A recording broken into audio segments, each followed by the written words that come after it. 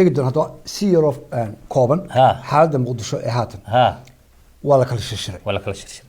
waa la isu iman waayey laba nin waxay ku jiraan aan ma oran karo dee xaaladii waxbaa la leeyahay waxa ka shaqsanaya inay container ku jiraan nimanka odayaasha deni iyo axmedow iyagaana halkaas dhigay nimankaas waa tageen ma bixi karaan marka xaqiiqada laga hadlo ilaa ay wax saxiixaan laakiin iyagu waxay haystaan in beesha caalamku ay u helin doonto beesha caalamkuna waddanka iskama leh ilaa dhuusa mareeb bay waxay lahaayeen beesha caalamku inay ka soo qaybgasho iminka shantii gobol baa isu tegey waxay leeyihiin shantii gobol wada hadlaynay beesha caalamkuna noo timaado weli wax natiijo oo ka soo baxday kulanada gaargaarka ma jirto laakiin mowqifka weli ay nimankaasi taagan yihiin waxa weeye marka la isu soo ururiyo farmaajo madaxweyne maaha waqtigiisa wuu dhamaaday shir nooguma yeeri karo waa in ra-iisul wasaaruhu uu noo yeedhaa oo hawsha la wareega oo ra-iisul wasaaruhu miyaan waqtigiisa dhicin isaga ra-iisul wasaaraha baarlamaanka soo waqtigooda ba dhicin marka hal maxaa la odhan jiray diidaysaa geeda ku xaqato ma weydo waa noocii waayahay iyadoo arrintii ay saa culus tahay nin la yidhaha cabdirashiid janan oo garabka midig ee ahaa kismaayo axmed madoobe ayaa dowladdii heshiis la galay heshiiska waxaa ka shaqeeyey fahad yaasiin oo u kala dab qaadayay arrintaasi waxay ku noqotay dhabarjab weyn axmed madoobe marka arrintaasi dhacday ee warkii laga sii daayey may wax xanuunsaday wuxuu codsaday hadduu waa fact maaha wax beena wuxuu codsaday in turkiga uu arrimo caafimaad u tago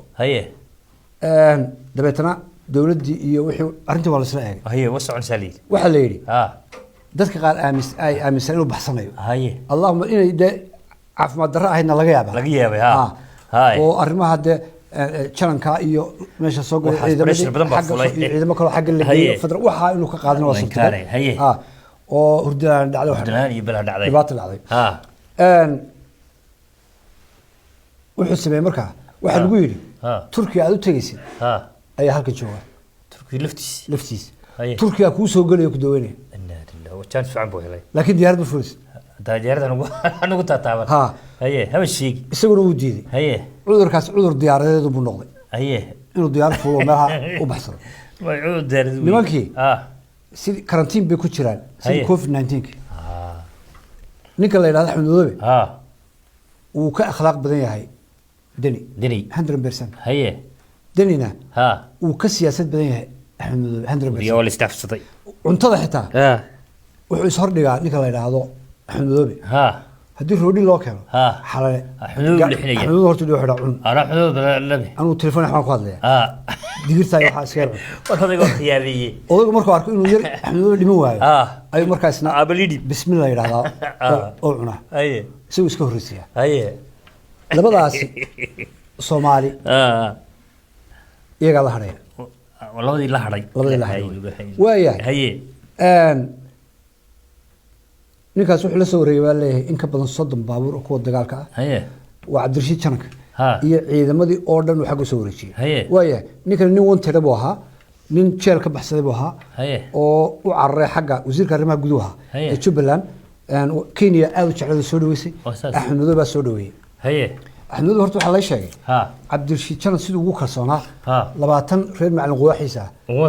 ninka buu ka jeclaa نفعم بلوسي عبد الشيء ترى بحق صوغ المركز اللي هنا ومرار دلاعي يا كروسي مرار دلاعي كينيا كينيا ومرار كينيا مركز مغشي نيكي غداها ku jiray la dagaalamay dawladda مرار دلاعي ayaa xaga tagay way wax bilaabeen qaxooti weyn afar cisho kaga baxay wadanka warwar dhibaatada haday kaari la ku dhacday ya way kaga xun aye intayna qaxootiga gelin cabdi الشيء janan heshiiskiisa anuu cid heshiisada oo aan diidanahay ma jirtaa ayaa heshiis maslaxadeed mid tolnimo iyo mid reer maaha laakiin waa mid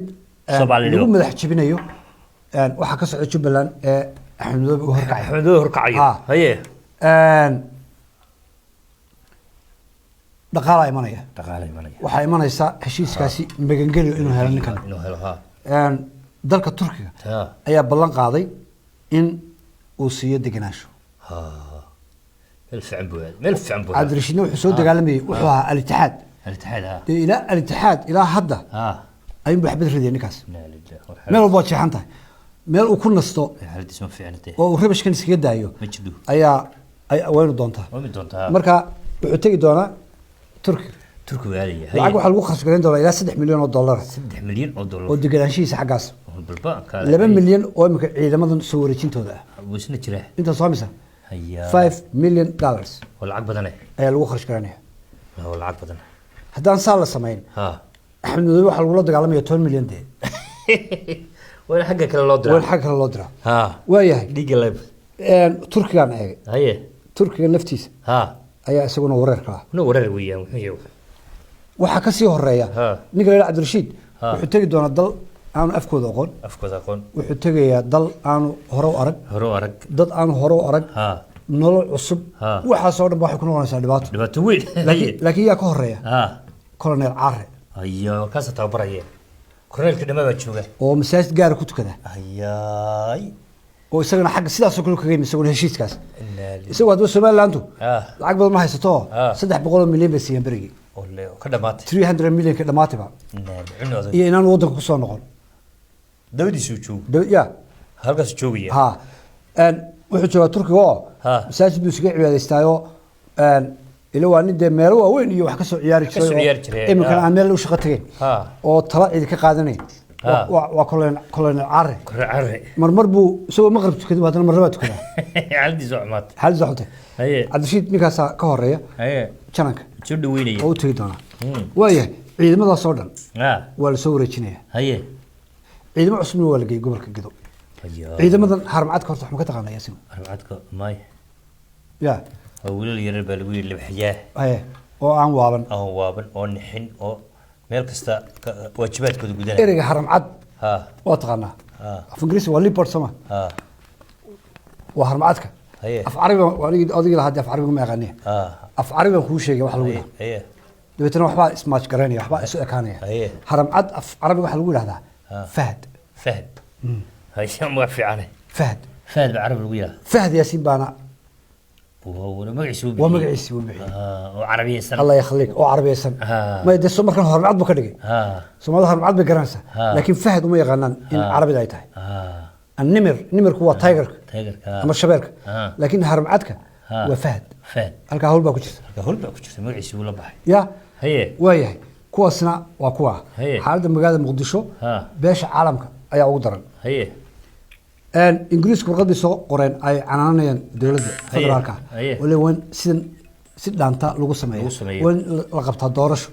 مركي تان سو قرين ياسينو ما المكدي متكل سو قرين هذا ورال جلنا ورال جلنا وياه waxa iyaguna soo qoray ilaa 2 wadan oo kale raalgin soo qoray wadan raalgin soo qoray taas waxay ku tusaysaa in beesha caalamka dadku sida loogu yani inaanay jirin cabsi aad beesha caalamka uga cabsan kartid wadankaaga goormay ku soo qorayaan raalgelinta markaad warqado canaana ama media adna dhiga ka jirto oo tiraahdo dal madax banaan baan arrimahayga soo faragelina markaas ay soo qorayaan mid kale laakiin dawladda imka jirta kuwii ka horeeyay